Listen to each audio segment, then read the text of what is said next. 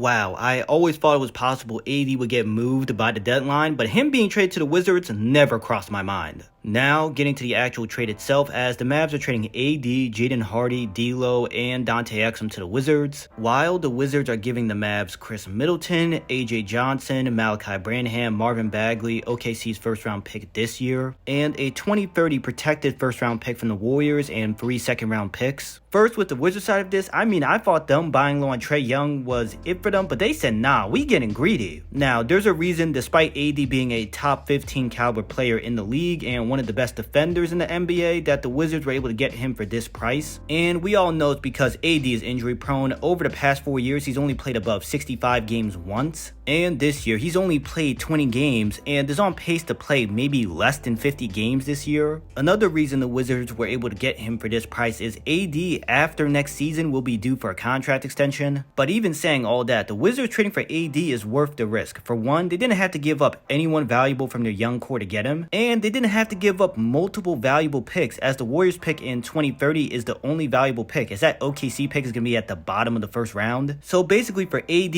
all Washington gave up was one valuable first round pick, the expiring contract of Chris Middleton, AJ Johnson, Malachi Branham, and Bagley. I see this as an absolute win for Washington, because now they have a core of Trae Young, AD, Alex Sarr, Keyshawn George, Trey Johnson, and Bilal is a maybe of that core. If you want to include him, that's fine. And because Trae and AD are going to play very little or may not play at all for the rest of this year, meaning the Wizards will be losing a lot, and they already have one of the 5 worst records in the league, they have a real shot of adding Darren Peterson or AJ Debansa in this upcoming draft. Just real quick, imagine if Washington is able to add Peterson or Debansa to this young core. The Wizards go from the bottom of the East to making the playoffs through the play-in, or they could even be a top 6 seed if everything breaks right. For the Mavs side of this, you were never going to get back the value Nico gave up when he traded Luka for AD. But I'm just glad they didn't drag this out into the offseason now. With Chris Middleton's expiring deal, they'll be opening up over $30 million in cap space this summer. AJ Johnson is an intriguing young player. Branham and Bagley are whatever, but also this trade allows the Mavs to fully embrace tanking the rest of this year, which is great for their long-term future, because after this season, the Mavs don't own a first-round pick of their own outright until 2031. As of right now, they have the 7th best odds to get a top 4 pick and the number 1 overall pick. Even with how good Cooper Flag is, they're going to be losing a lot of games the rest of the year. Now, imagine the Mavs are able to get a top 4 pick and add one of Peterson, Debansa, Cam Boozer, or Caleb Wilson. Then the Mavs would have a young duo to build around in Flag and one of those guys for the foreseeable future. Still in shock, AD's in Washington, and funny enough, him in a Wizards jersey arguably might be the most washed someone has looked in modern history since Tony Parker was on the Hornets.